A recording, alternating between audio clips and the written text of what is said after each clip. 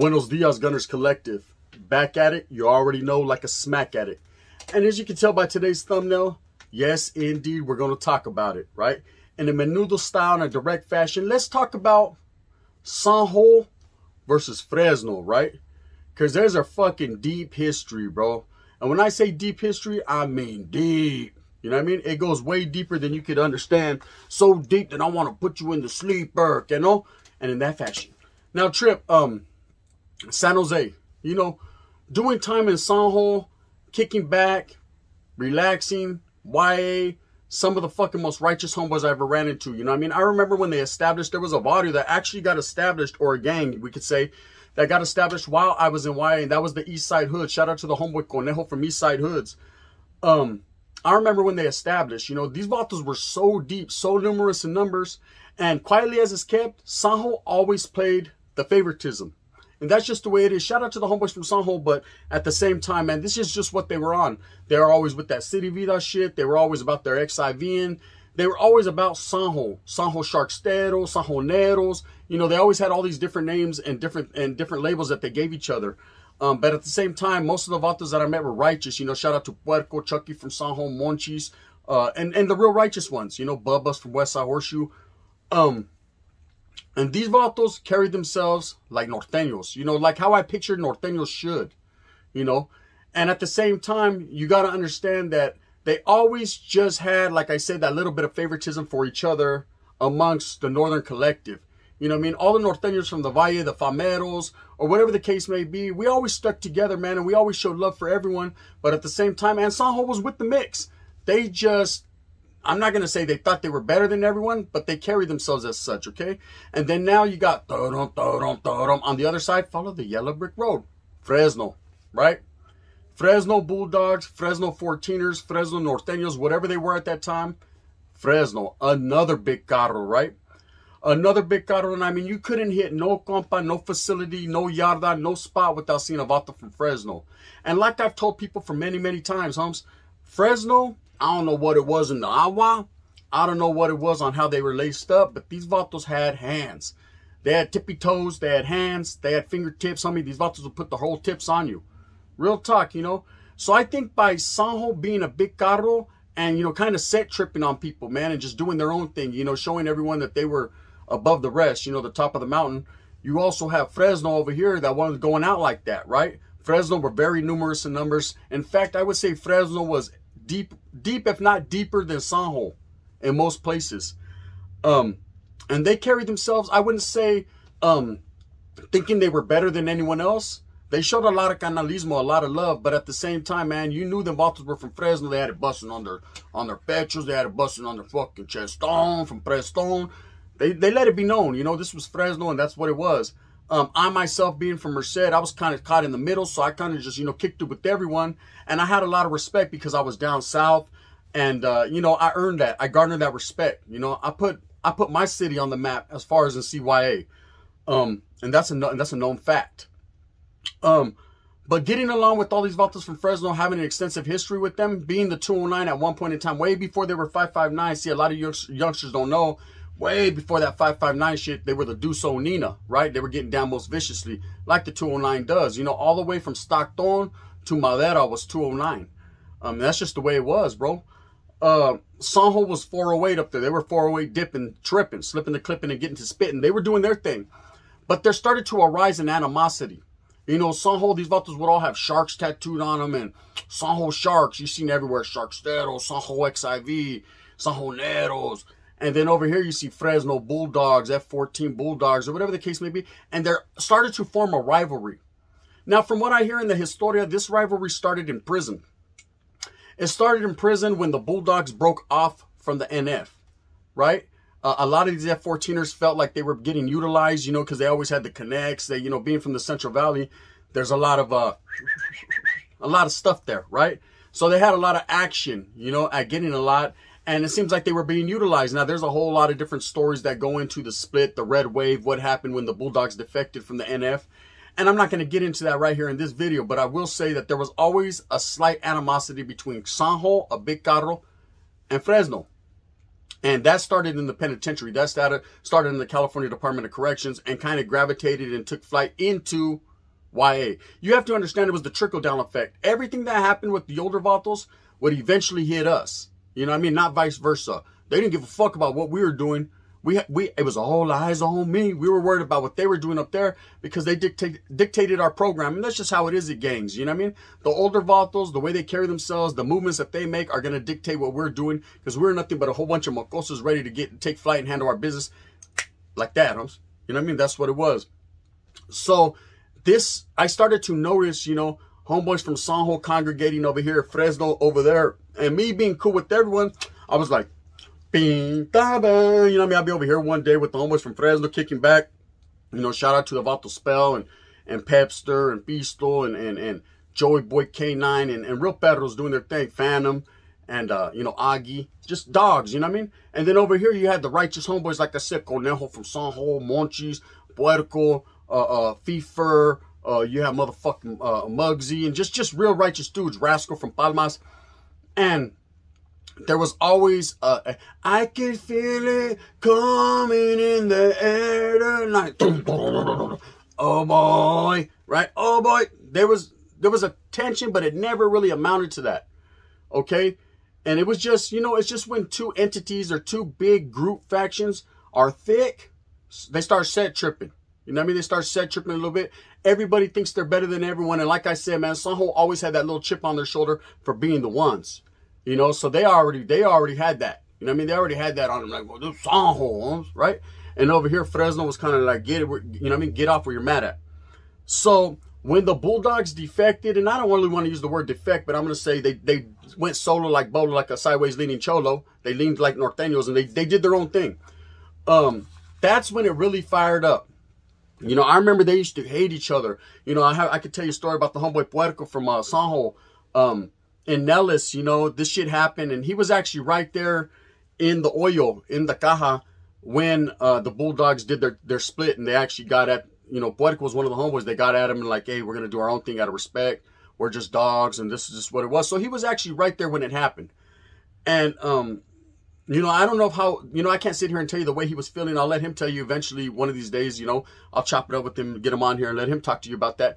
But I know that he was probably like, whoa, what the fuck is going on here? But at the same time thinking, hey, we seen that coming. You know what I mean?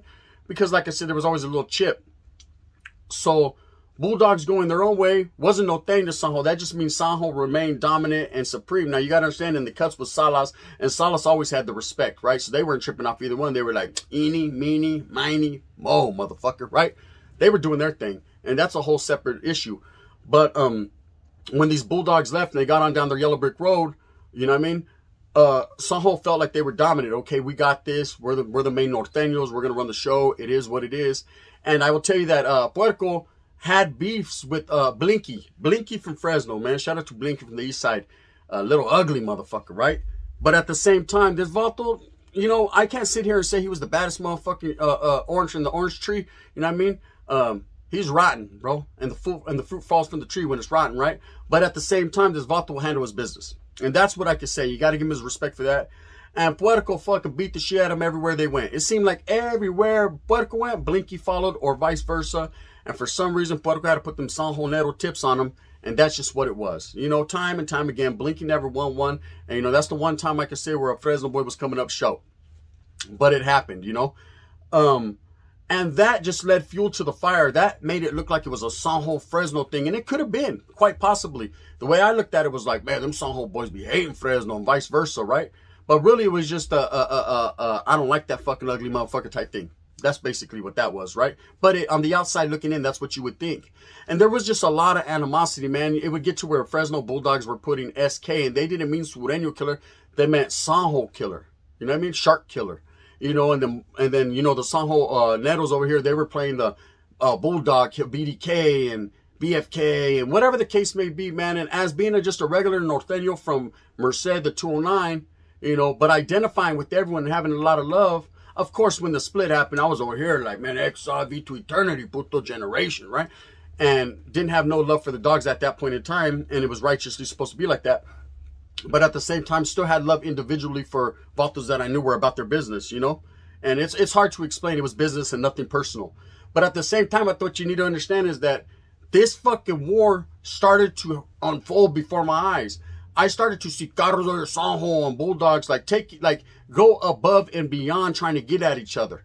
You know, wolfing. Oh, it's all Sanjo's fault. The reason why we fucking left. That's what the Federals used to say. Because them fools think they're bad. And the Sanjo was like, we always knew Fresno wasn't with the business.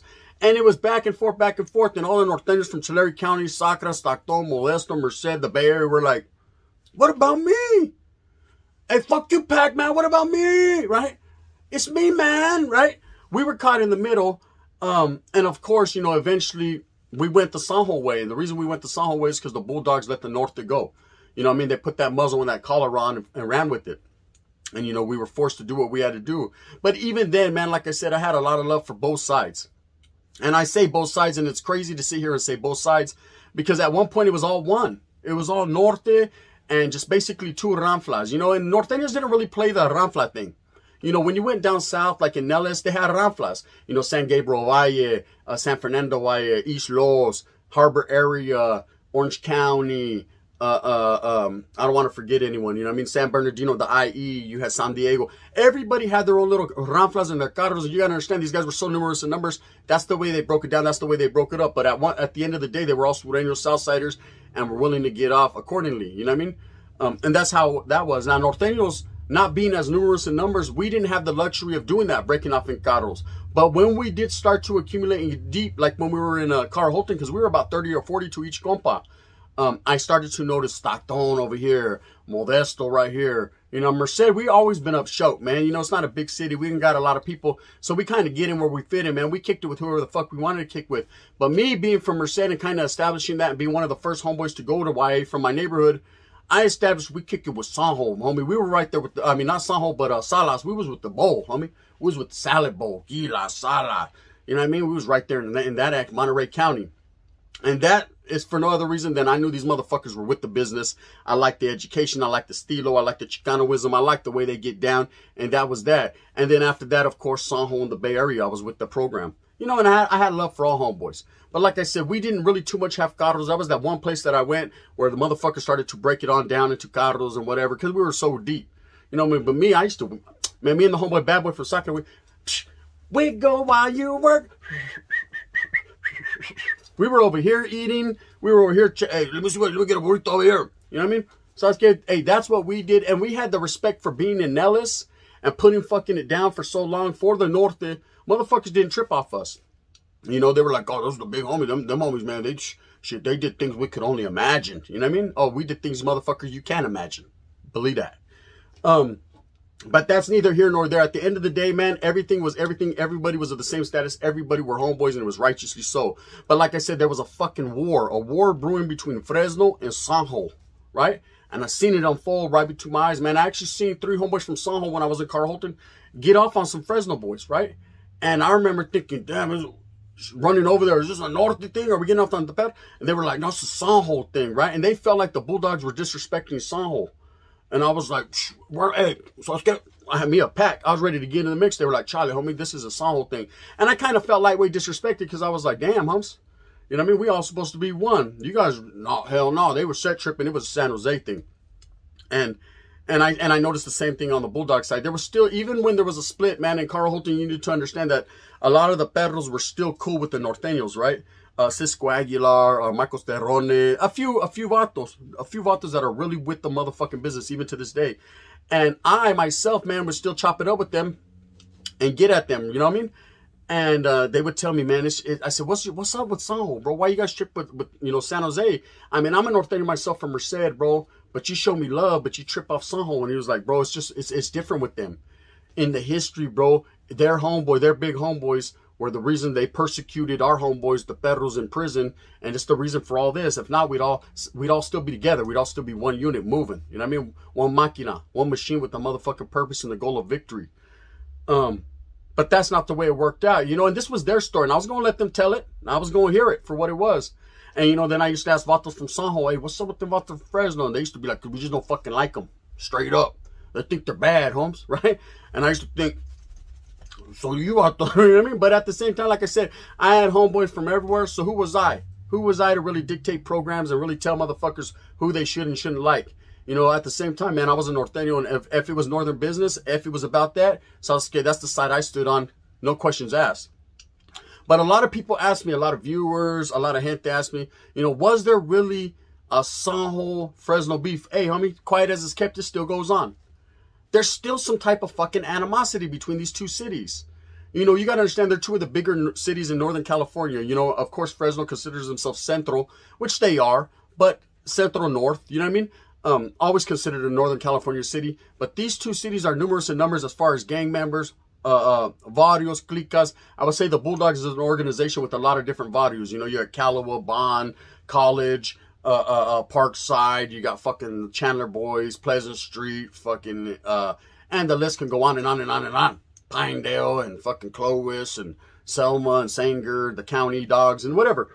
And then over there in Sanjo, of course, you got Hoyo Palmas, you got Horseshoe, motherfucking gangsters, Capitol Park, you know, East Side Hoods, Barrio Mas Locos, the West Side Mob, you know what I mean? And Barrio Sanjo, North Side Sanjo, VNSJ, Monteban, fucking, and if I didn't say your hood, Dispensa. It's not that I don't like you, it's just I forgot. You guys are deep.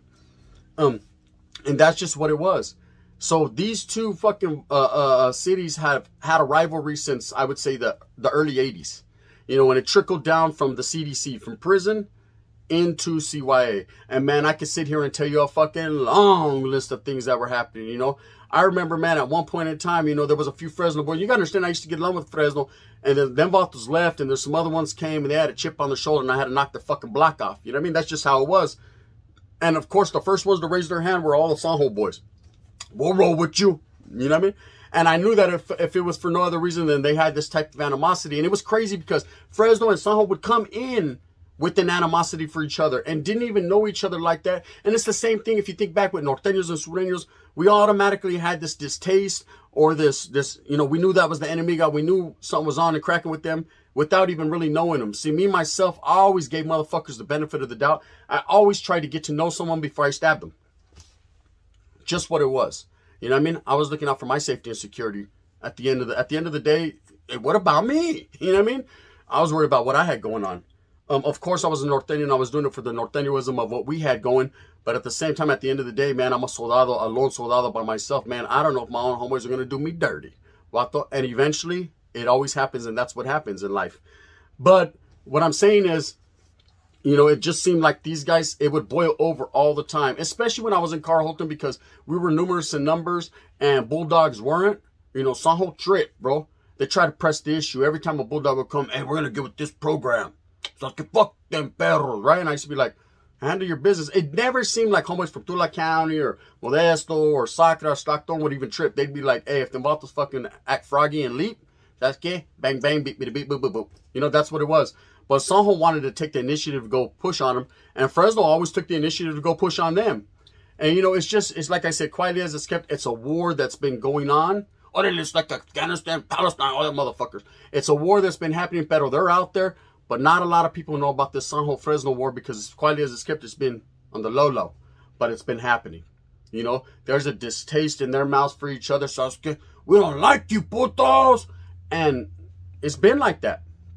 You know, I know this, man. Now, as I got older, in retrospect, looking back at it and seeing it for what it was a little bit of bully tactics on the part of Sanjo, I would say. You know, Sanjo always was with the business, man. They always had the respect. They always had that coming. And Fresno was a little more rogue, homie. They were a little more, I would say like how it is nowadays. They were a little more hyphy, vato. They were a little more, you know what I mean? Just new school, you know? Don't get it twisted. They still rock the band. They still carry themselves in Chicano flavor.